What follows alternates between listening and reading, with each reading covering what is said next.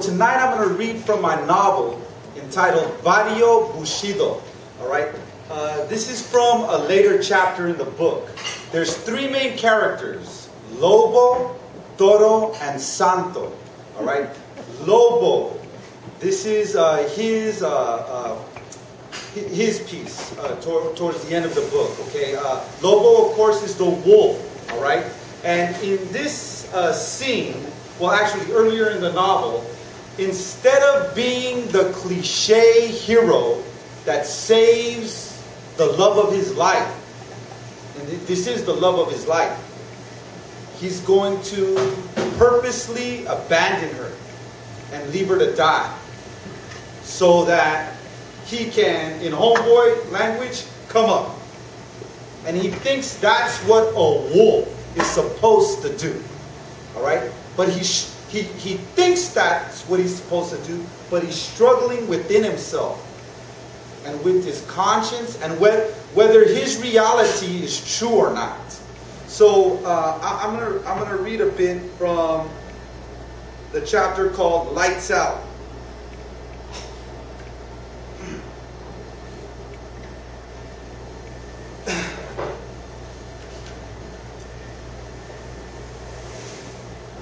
Lobo rubbed the muck out of his eyes and rustled around on the wooden bench.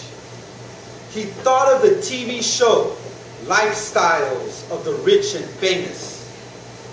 Yeah, I'll show America what America is all about. I'll be more American than an albino white boy. And I'll slave so hard that even the Africanos will laugh at me. After this lick, I'm going to study days and nights, and the Chinese will be left with their mouths open.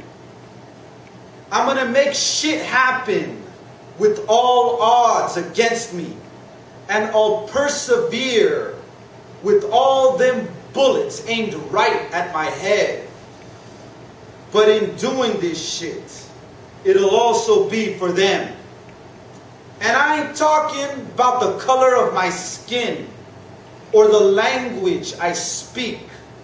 And I ain't talking about the blood that's flowing through my veins or the flag that's slapping in the air.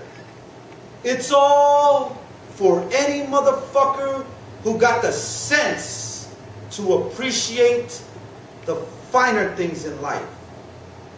Motherfucking connoisseurs of existence.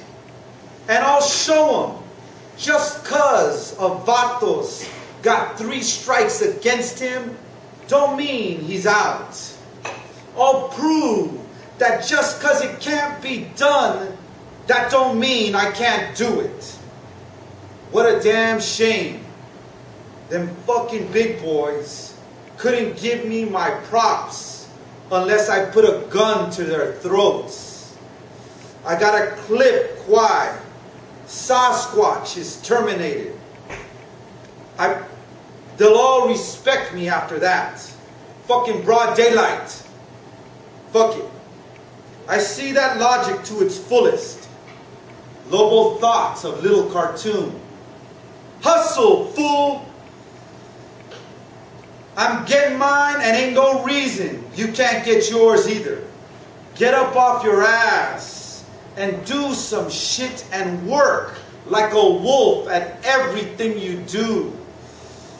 Whether you're lying in the sack or working that corner, or motherfucker, if you're gonna just lay down and die, do that shit with zest.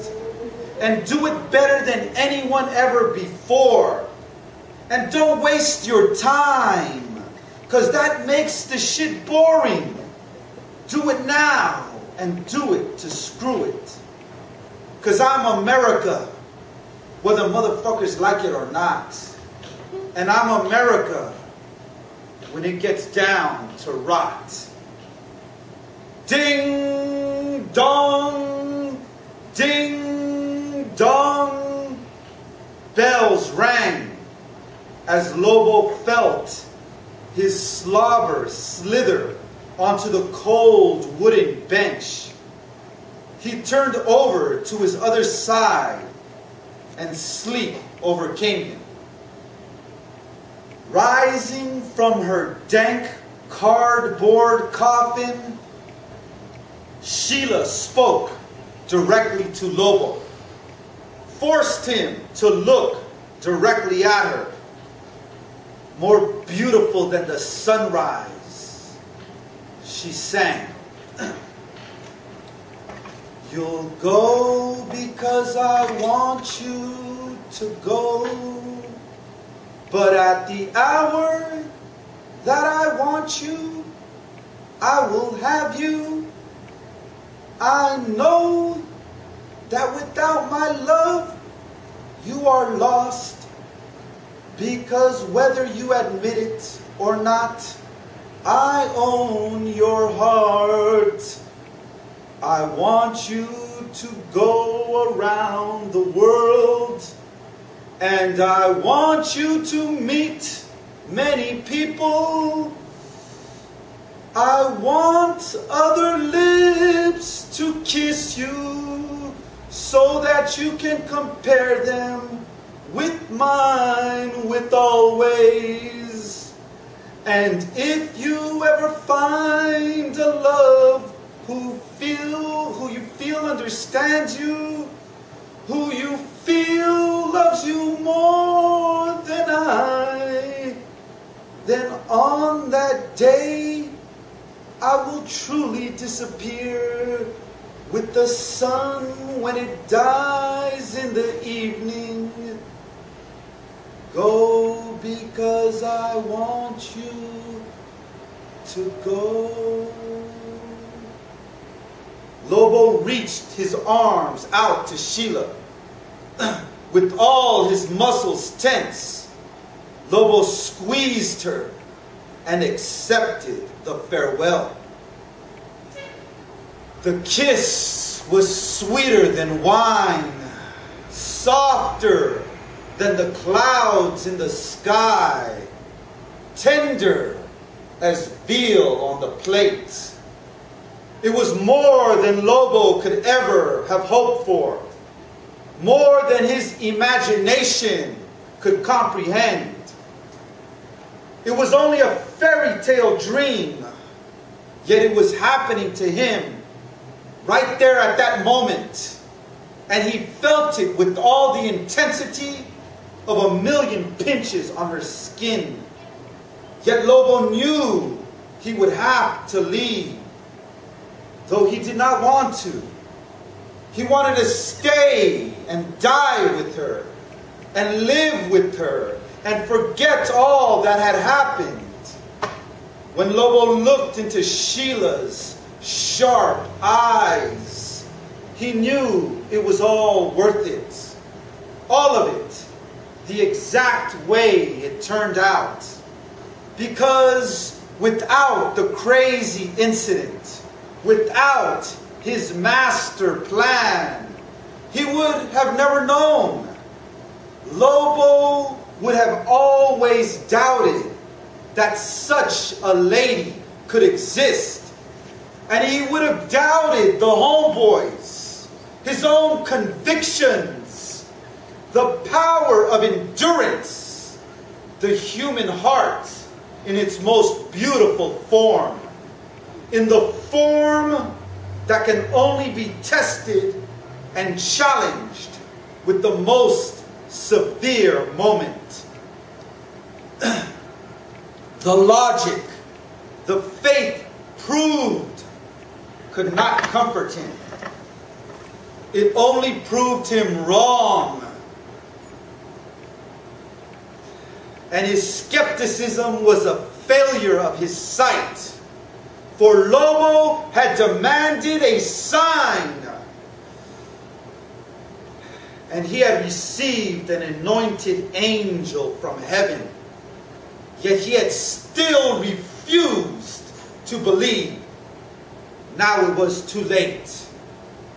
Now Lobo would have to wander the lush valleys and the rocky mountains and the dead-end alleys and all the sparrows in the sky or all the gold in Chinatown could never take him back to what he had but let go. Without Sheila, he would be in fire and brimstone. And the coals underneath him would burn forever. And the emptiness inside of him would envelop his whole world. Yet it was his torture to have to go on and turn away and doubt that this ever took place. And Lobo would believe a man selling him a fake-ass platinum Rolex. And he would trust the sun to rise from the east. But he would never, ever believe that there could ever be such human beings as these. Such ladies with the title of queen. Such homeboys as kings. Bitches and hoes. Forever, Lobo tried with arms grasped around himself and crackling around on the cold, flat bench, half asleep, half awake. Bitches and hoes, and no fucking world after. Thank you.